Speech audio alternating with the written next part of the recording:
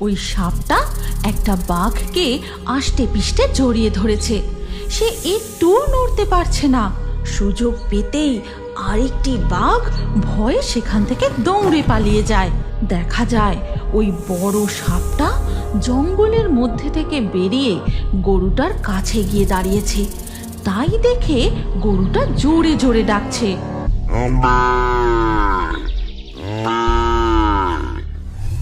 আজ থেকে বহু বছর আগেকার কথা। সুন্দরবনের গভীর জঙ্গলে বাসা বাঁধে এক বিশাল আকৃতির সাপ। সাপটি যেমন বড় তেমনি ভয়ঙ্কর। গভীর জঙ্গলের মধ্যে সে নিঃশব্দে শিকার করে। ভয়ে তার এলাকায় বাঘ পর্যন্ত যেতে সাহস পায় না।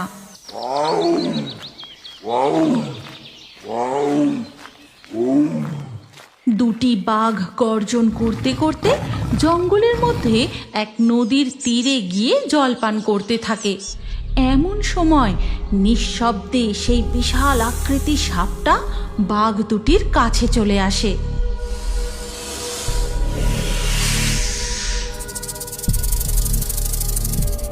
বাঘ দুটো সাপটাকে দেখতে পেয়েই জোরে জোরে গর্জন করতে থাকে।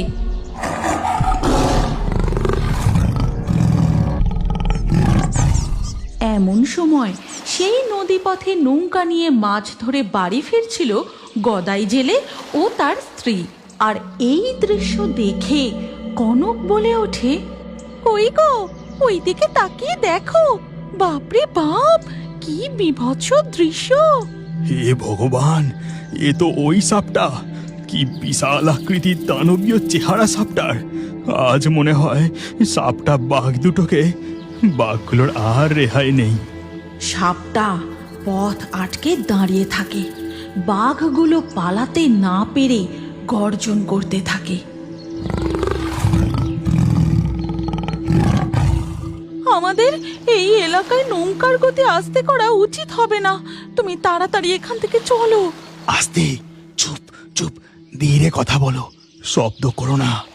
আর একবার ওই দিকে তাকিয়ে দেখো গিন্নি। কনক তাকিয়ে দেখে ওই সাপটা একটা বাঘকে আষ্টে পিষ্টে জড়িয়ে ধরেছে। সে একটু নড়তে পারছে না। সুযোগ পেতেই আরেকটি বাঘ ভয়ে সেখান থেকে দৌড়ে পালিয়ে যায়। বাঘটার ভাগ্যে যা লেখা ছিল তা হয়ে গেছে। আমাদের একটুও শব্দ করলে চলবে না। নিঃশব্দে এখান থেকে নৌকা নিয়ে এগোতে হবে।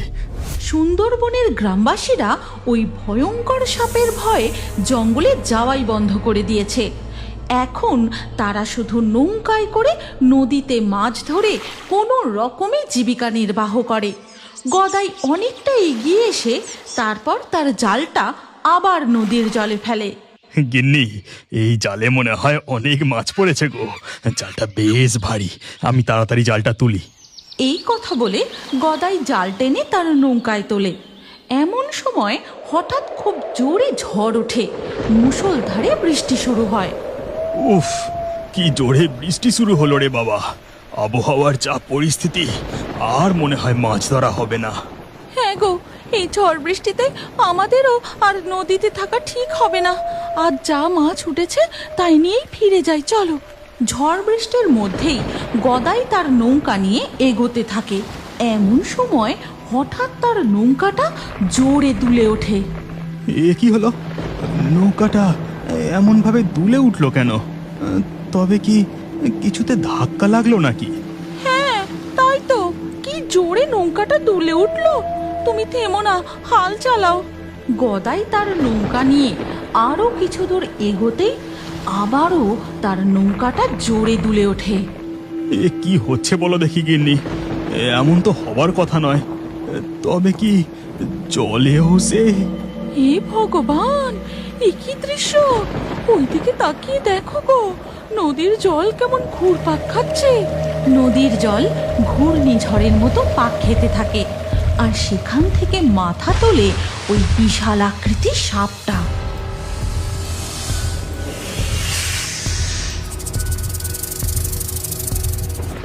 এবার কি হবে? এবার কি হবে গো? তুমি ভয় পেও না গিন্নি, আমি কিছু একটা করছি। এই কথা বলে গদাই তার জালটা নিয়ে সাপটার উপর ছুঁড়ে দেয়। সাথে সাথেই সাপটা জলে ডুবে যায়। আর এই সুযোগে গদাই কোনো রকমের নৌকা চালিয়ে দ্রুত তাদের গ্রামের ঘাটে ফিরে আসে। তারপর তারা দুজন নৌকা থেকে নেমে মাছের হাঁড়ি নিয়ে বাড়ির দিকে হাঁটতে থাকে। এরপর কেটে যায় বেশ কিছুদিন। একদিন সকালে, কতদিন বৃষ্টির পর আজ একটু রোদ বেরিয়েছে, যাই গরুটাকে গিয়ে একটু মাঠে বেঁধে দিয়ে আসি। এই বলে মিনতি তার গরুকে নিয়ে মাঠের দিকে যায়। তারপর তাকে বেঁধে দিয়ে বলে, কপিলা, তুই ঘুরে ঘুরে ঘাস খা, আমি জঙ্গলের ভিতর থেকে কটা কাঠ কুইরে নিয়ে আসি। রান্না করার সব কাঠ শেষ যে।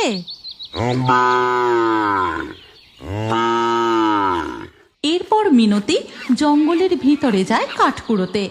এখানে যে দেখছি একটাও শুকনো ডালপালা ভেঙে পড়ে নাই, যাই আর একটু ভিতরে যাই। মিনতি জঙ্গলের আরো ভিতরে ঢুকতেই দেখে সেখানে চারিদিকে সাপের মাটির ঢিপি। সেই ঢিপির মধ্যে থেকে সাপ বেরোচ্ছে, আবার কোনো ঢিপির মধ্যে সাপ ঢুকে যাচ্ছে। হি ভগবান, সুন্দরবনের জঙ্গলের এই কি দৃশ্য! চারিদিকে যে সাপের বাসায় সে গেছে। এইসব তার মানে ওই বড় দানবীয় সাপটার জন্য হইছে। এমন সময় হঠাৎ মিনতি তার গরুর ডাক শুনতে পায়। দেখা যায় ওই বড় সাপটা জঙ্গলের মধ্যে থেকে বেরিয়ে গরুটার কাছে গিয়ে দাঁড়িয়েছে। তাই দেখে গরুটা জোরে জোরে ডাকছে।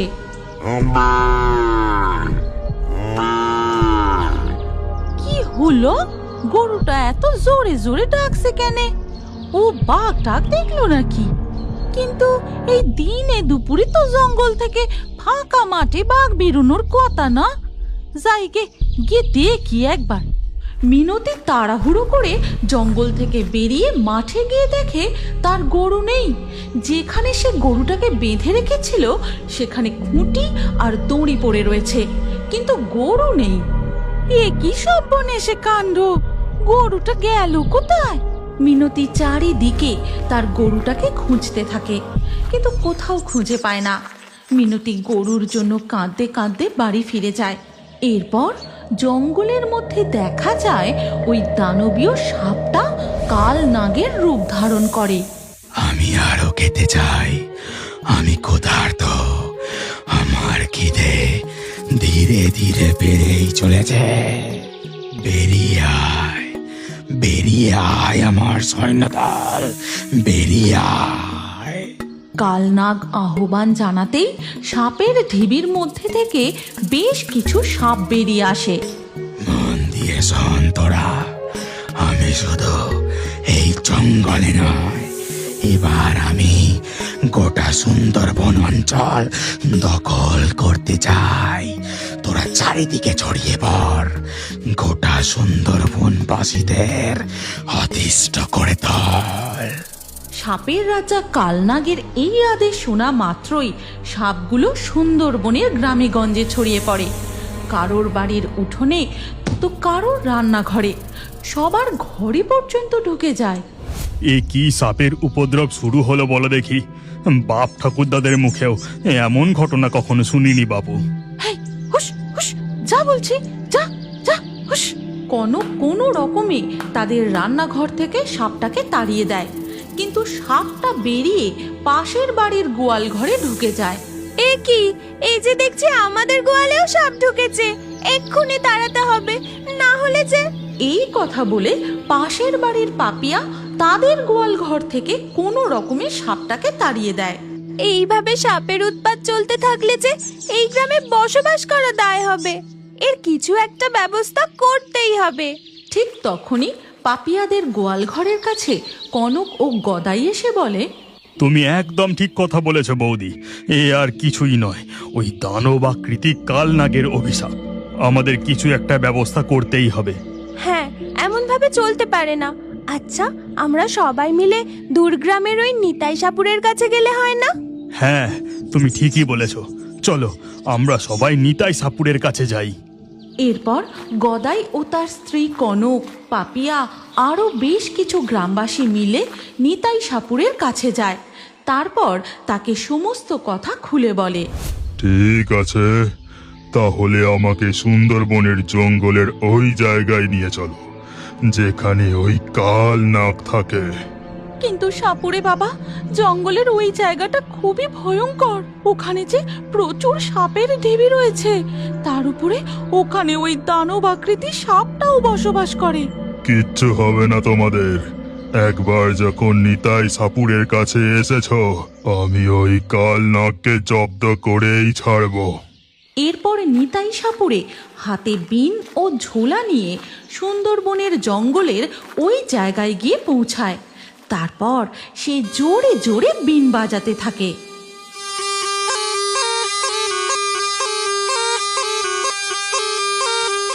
বিনের আওয়াজে ওই দানব আকৃতির সাপটা বেরিয়ে আসে। তারপর সে তার আসল কাল নাগের রূপ ধারণ করে। থামা থামা, এই আওয়াজ, বিনের আওয়াজ আমি আর সহ্য করতে পারছি না। বন্ধ কর, বন্ধ কর। নিতাই সাপুড়ে বিন বাজিয়েই চলে। বিনের আওয়াজে কালনাগ বশীভূত হয়ে যায়।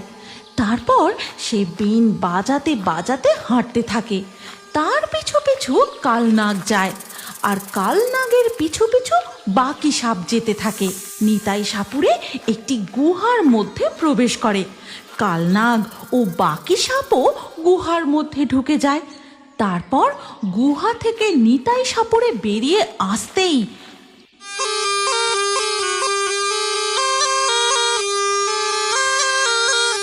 বিনের আওয়াজে গুহার দরজা চিরতরে বন্ধ হয়ে যায়। কালনাগের অভিশাপ থেকে সুন্দরবন মুক্তি পায়। চারিদিকে শান্তি ফিরে আসে। গ্রামবাসীরা নির্ভয়ে জঙ্গলে যায়, মাঠে গরু বাঁধে, নদীতে মাছ ধরতে যায় ও বাঘেরাও নদীর জলে মুখ দিয়ে শান্তিতে জল পান করে। এই গল্পের পরবর্তী পর্ব যদি তোমরা দেখতে চাও, তাহলে কমেন্টে নেক্সট পার্ট অবশ্যই লেখো। আর আমাদের ফেয়ারি টুনস বাংলা ফেসবুক পেজটি এক্ষুনি ফলো করে নাও। এই গল্পটি ভালো লাগলে লাইক দিয়ে শেয়ার করে দাও।